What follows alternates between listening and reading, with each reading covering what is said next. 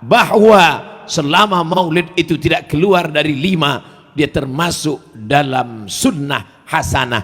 Yang pertama, di dalamnya ada pembacaan sejarah Nabi, maulid. Yang kedua, di dalamnya ada pembacaan Al-Quran. Yang ketiga, di dalamnya ada tausiah wa tawasaw bil haq wa tawasaw bis sabr.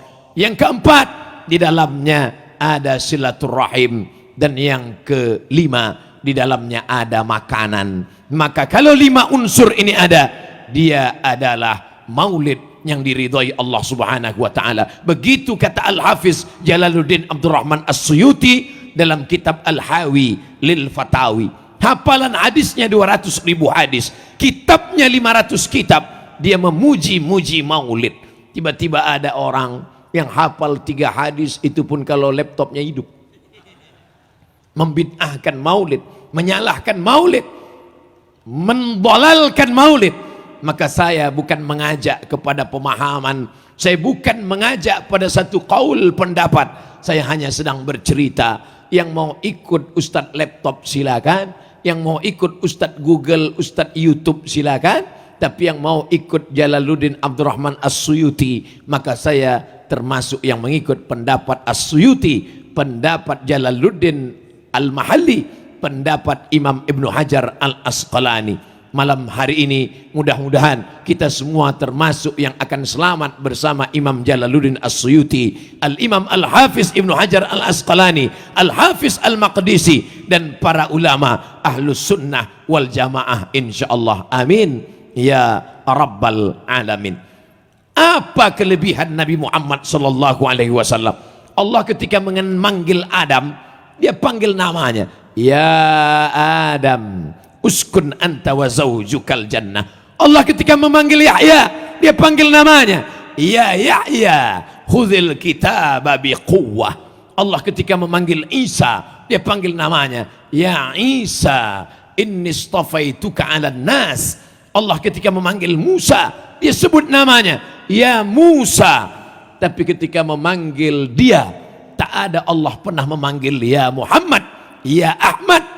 Allah memanggil dia dengan sebutan panggilan kelembutan, ya ayyuhar rasul balligh ma unzila ilaika min rabbik, ya ayyuhan nabi jahidil kuffar wal munafiqin. Allah memanggil Nabi Muhammad sallallahu alaihi wasallam dengan 2 sebutan di dalam Al-Quran, ya ayyuhan nabi, ya ayyuhar rasul. Sedangkan Allah pun dalam tanda kutip, sedangkan Allah pun berakhlakul karimah kepada Rasulullah sallallahu alaihi wasallam. Tapi makna berakhlakul karimah di sini adalah dalam tanda makna yang lain. Allah mengajarkan kita berakhlak memanggil dia. Maka at-taswid as-siyadah dalam Ahlus Sunnah wal Jamaah, khususnya dalam mazhab Syafi'i, kita tidak memanggil dia Muhammad, tapi kita panggil dia Allahumma salli ala sayyidina Muhammad. Dia sendiri menyebut dirinya Sayyid, ana sayyidu waladi Adam. Aku adalah anak pemimpin anak cucu keturunan Adam. Sedangkan cucu Nabi Muhammad sallallahu alaihi wasallam kita diajarkan menyebutnya dengan Sayyid. Innal Hasan wal Husain sayyida syababi ahlil jannah. Maka kita memanggilnya Sayyidinal Hasan, Sayyidinal Husain, sampai kepada anak-anak cucu keturunannya, Sayyidi Al-Habib, Sayyidina Al-Hasan, Sayyidina Al-Husain. Inna Fatimata Sayyidatu Nisa'i Ahlil Jannah. Sedangkan yang perempuan, pemimpin perempuan penghuni surga adalah Sayyidatuna Fatimah. Pemimpin kami Sayyidina, pemimpinku Sayyidi. Tapi orang Maroko tidak menyebut Sayyidi karena terlalu panjang, Sidi. Sedangkan untuk yang perempuan, Sayyidatuna, pemimpin kami. Pemimpinku Sayyidati, tapi karena terlalu panjang disebut dengan Siti. Tapi karena payah menyebut Siti disebut dengan Siti. Siti Fatimah, Siti Khadijah. Ini adalah tradisi dalam budaya Melayu. Tak pernah orang menyebut namanya, tapi dipanggil dengan panggilan kehormatan. Abdul Somad yang bukan Habib, yang bukan Sayyid, yang bukan Syarif, tetap juga dipanggil dengan panggilan kemuliaan. Mari kita dengarkan tausiah yang akan disampaikan oleh Al-Mukarram, Al-Ustad, Al-Muallim. Belum pernah saya dipanggil orang, mari kita panggil Somad. Lalu bagaimana mungkin kita memanggil namanya dengan tanpa penghormatan dan kemuliaan? Maka dalam mazhab Syafi'i bukan hanya saat memanggil di luar sholat, bahkan di dalam azan pun dianjurkan. Saya mendengar dengan telinga saya sendiri di majelis ulama ahli hadis Syekh Mahmud Said Mamduh, di dalam majelis itu ketika sholat disuruhnya muridnya azan, dalam azan itu dipanggil asyhadu anna sayyidana Muhammadar Rasulullah,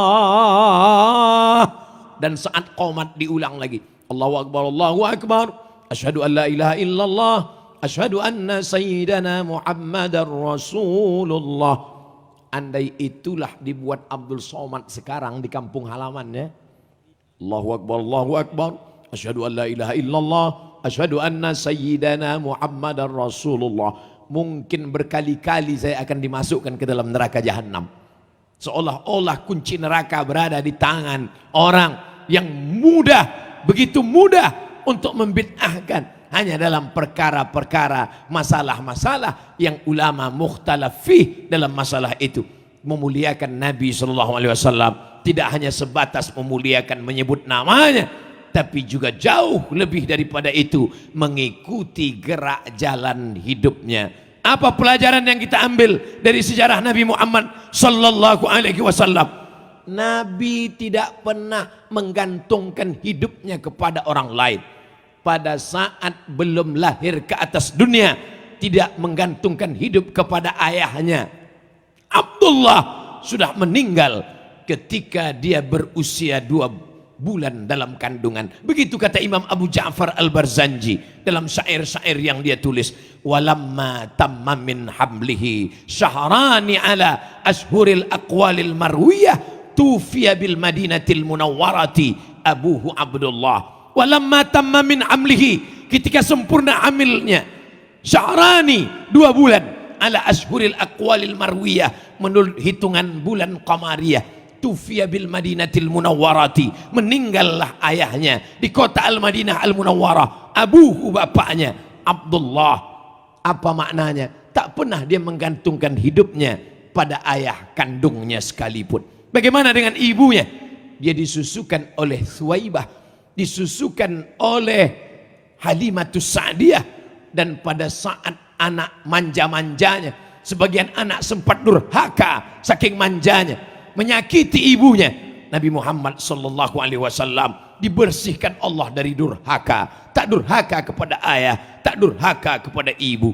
Dibesarkan oleh kakek datuknya Abdul Muttalib, tapi tak lama kasih sayang itu dia dapatkan, berpindah kepada Abu Talib. Dan ketika bersama Abu Talib pun dia tak pernah menyusahkan Abu Talib. Dari mana dia makan? Dia mengambil upah mengembalakan kambing-kambing orang kota Makkah Al-Mukarramah. Lalu kemudian ketika dia remaja, beranjak dewasa, dari mana modal dia menikah? Dia membawakan barang-barang dagangan yang dimiliki oleh Khadijah Al-Kubra. Dia bawa barang dagangan. 2 cara mencari nafkah Rasulullah SAW. Yang pertama, mengembalakan kambing, mengambil upah. Yang kedua, membawa barang dagangan. Sehingga pada usia 25 tahun dia sudah menikah dengan mahar yang luar biasa. Dalam kitab buku ensiklopedia Sirah Nabi SAW dikatakan Nabi menikah umur 25 tahun dengan mahar 1 miliar kalau dihitung dengan angka rupiah sekarang. Mudah-mudahan yang sudah menikah tadi tidak terbebani dengan angka 1 miliar ini.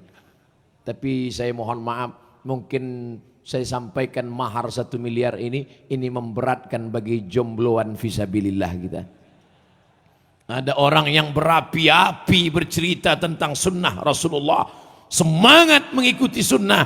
Tapi ingatlah, Nabi menikah umur 25 tahun, tidak memberatkan ayah ibu, mencari sendiri dengan mengembala kambing dan memperdagangkan barang-barang perniagaan sehingga terkumpul biaya yang luar biasa. Tapi hari ini orang yang mengaku ahlu sunnah, mengaku mengikuti sunnah, maka menikah lewat dari 25 tahun itu mungkin termasuk dalam bid'ah dhalalah.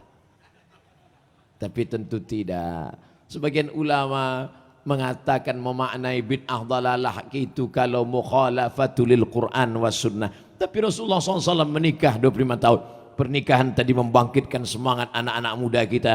Bukan semangat nikahnya saja, tapi juga semangat mencari nafkah. Mulai besok gembalakanlah kambing-kambing. Mulai besok bawalah barang dagangan. Tapi barang dagangan ini kalau dibawa laki-laki lain tidak laku. Dibawa oleh orang lain biasa saja, tidak laris. Tapi kenapa ketika dibawa oleh orang ini lakunya luar biasa? Ternyata produk yang dijual berpengaruh besar.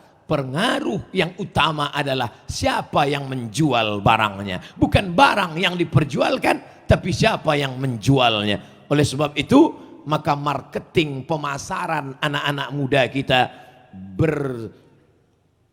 bersemangat dalam bisnis, bersemangat dalam masalah dagang, bersemangat dalam jual beli. Ini bagian dari ajaran Islam.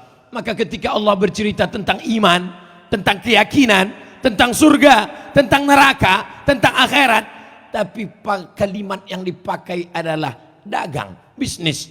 Coba lihat dalam surat As-Saff, hal adullukum ala tijaratin tunjikum min adzabin alim.